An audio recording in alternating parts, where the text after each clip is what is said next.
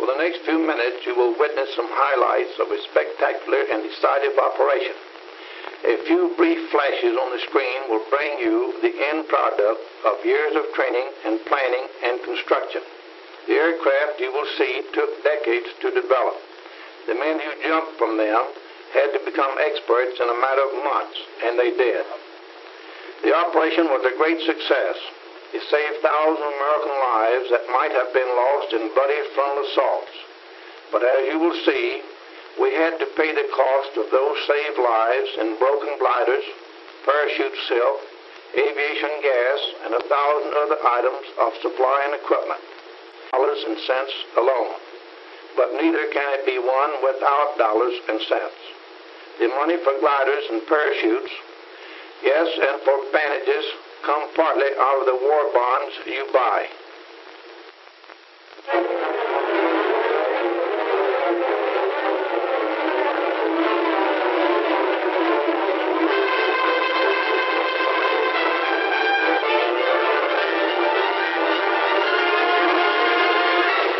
Communique number 1, June 6th, Allied headquarters. Under command of General Eisenhower, Allied naval forces supported by strong air forces began landing Allied armies on the northern coast of France. The greatest news story in 1944. D-Day, H hour. That fateful moment for which the whole world held its breath.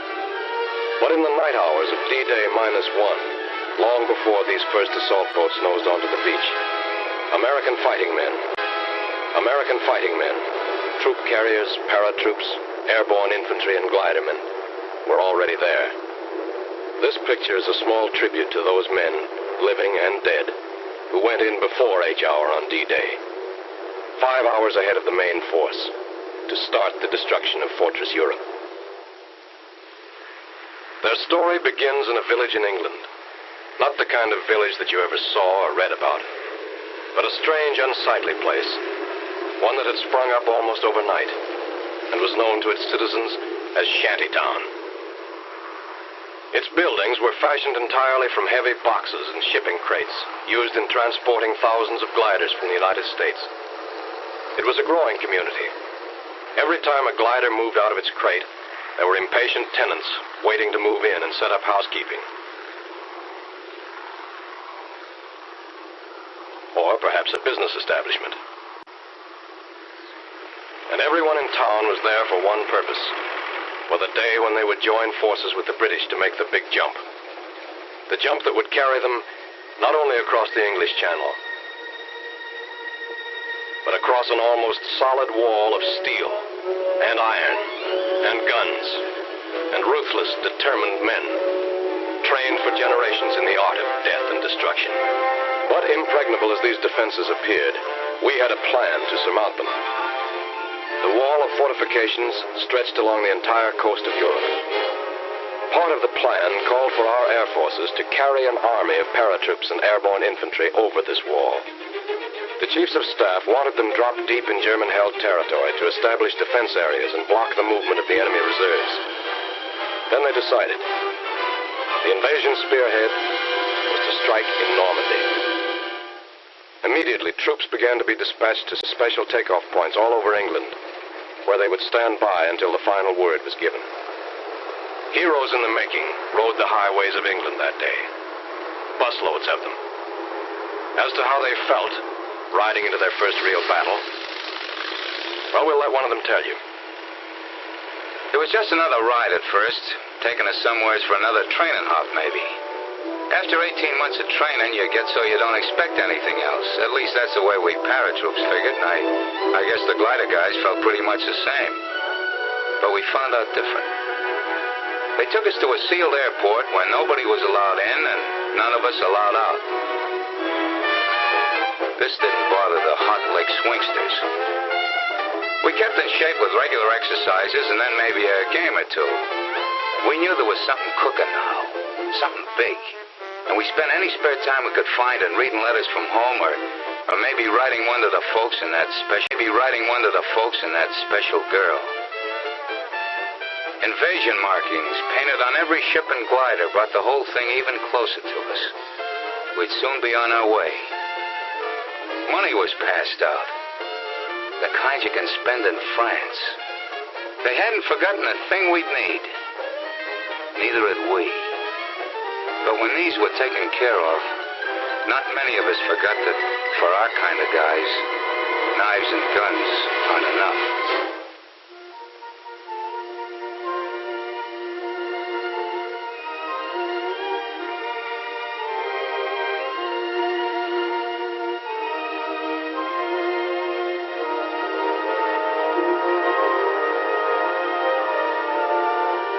Now we were really ready. General Ike nearly tore his pants stepping over the barbed wire, but he didn't care. He wanted to talk to us.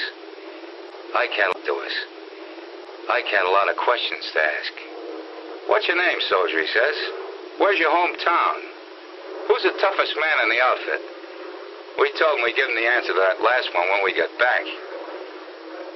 He inspected a few of the boys who really have to be tough. The Pathfinders.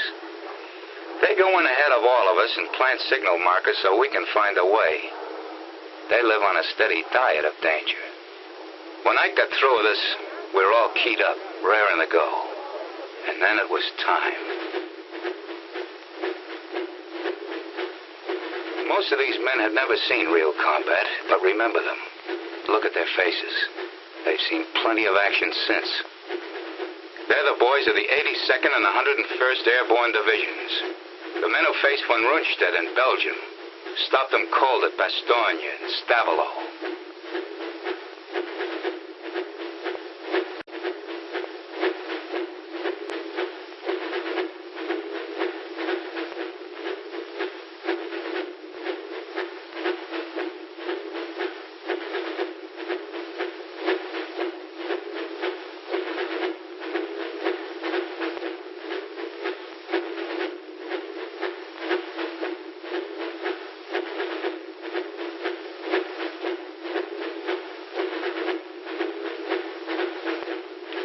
They'd given us brand new parachutes, and I remember one little guy saying he wasn't worried none about them opening because the company that made them was in his hometown, and his mother worked there in final inspection.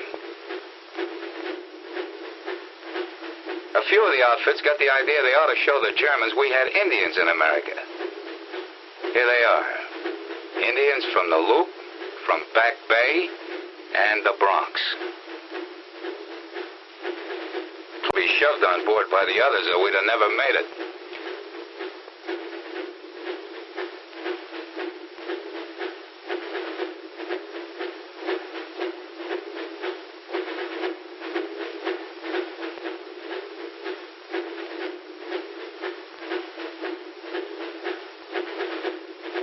The loading went on into the night.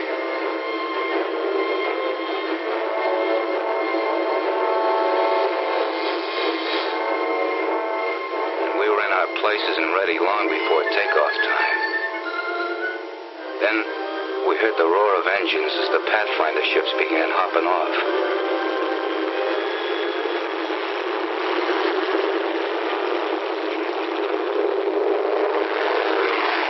We knew we'd be following soon after. That takeoff was something I'll never forget. Sure, we'd all made a lot of training hops, but this was different. First time you ride a bicycle. Only with a whole lot farther to fall if anything goes wrong. Nothing did, though. Not with those troop carrier guys at the controls. Talk about making trains run on time. You could have really set your watch by the split-second way those guys took us off. They took those ships off the ground like it was just another practice run. For them, I guess it was. After all, they were going to have to fly it again and again. All night and the next day. Only under fire. And that's no fun when you figure that these C-47s haven't any armor, no guns, and have to fly low over the drop-in zones, straight as on a bombing run. After we hit the channel and started across, every light went out.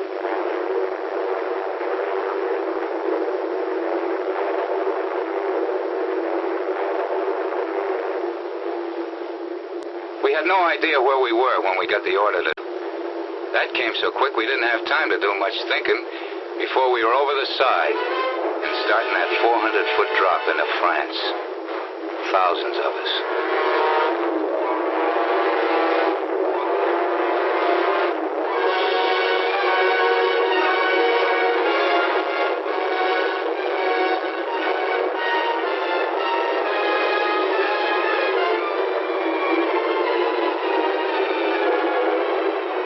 far behind came the first bunch of gliders.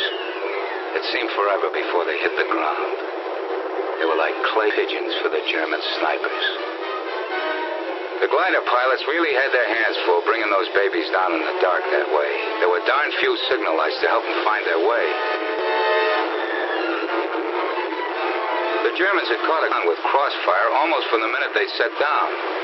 They had to do their work lying flat on the ground. But those gliders got down. And the troops and guns inside them got into the fight. The pilots fighting right along with them. I guess we did plenty of damage that night. Yes, they did plenty of damage. Blocking road junctions, knocking out bridges, capturing fields for airstrips. And all the while, out in the channel behind them, Navy guns kept slamming away at the beaches, softening things up for the big push that would begin at dawn, clearing the way for the biggest invasion in history, the greatest movement of men and supplies.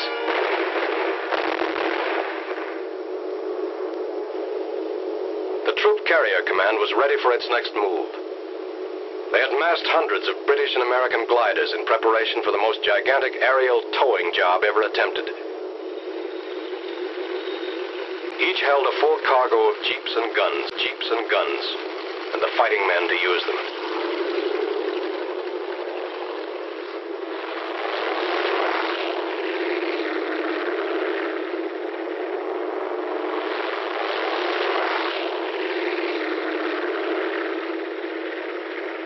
The lives and success of those who were already in France depended on the flight of this vast armada.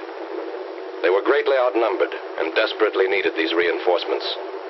How they got them, a story of two-way air traffic and an unbroken chain of planes and gliders stretching from England to France and back again, is best told by a man who was a part of it all. Maybe we glider pilots didn't show it, but we were as excited over flying across that English Channel as Blériot must have been when he flew it for the first time, years before most of us were born. He didn't have much of an airplane under him, but then there weren't any German guns waiting for him on the other side. Wondering about those guns as we started out over the Channel, and the lighthouses of England began slipping away beneath us. And what about the German Luftwaffe? This was its big chance. Our air forces had established air supremacy, sure. We had a regular umbrella of fighters over us. But if there was ever a time the German flyers would try anything to break through, this was that time. But we never saw a German plane. Approaching the French coast, the ack-ack and gunfire seemed harmless and far away. For those who were right in it, it was different.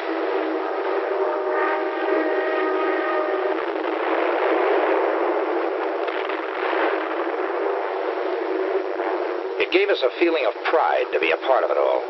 Looking down at those men on the beaches of Normandy, we felt a little guilty, too, sitting up over them, not even getting our feet wet.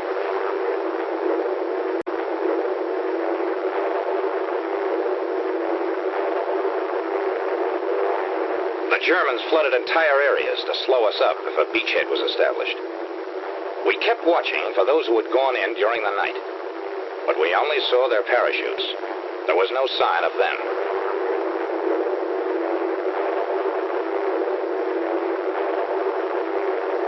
The first glider, we'd find out pretty soon what had happened.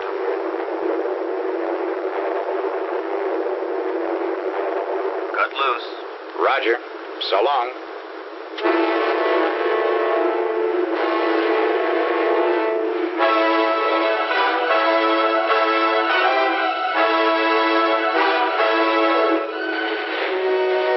We stretched our glides as much as possible. That way, we ended up near the edge of the fields where we could run for cover as soon as we got out. Not everybody came down exactly where they wanted to.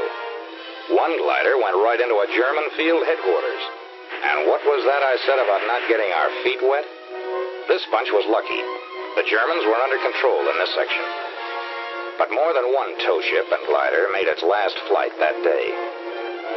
Guns didn't do all the damage. 15-foot poles driven into the ground ripped off wings and smashed through fuselages. The men who stepped out of this glider will never know if their first mission was successful. But it was. Plenty. Yes, their mission had been successful. But this down payment on freedom ran very high.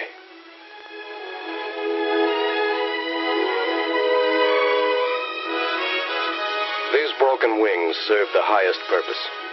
They carried an army into Normandy. An army which spearheaded the Allied invasion, carried the fight for freedom right to the front door of those who had challenged it.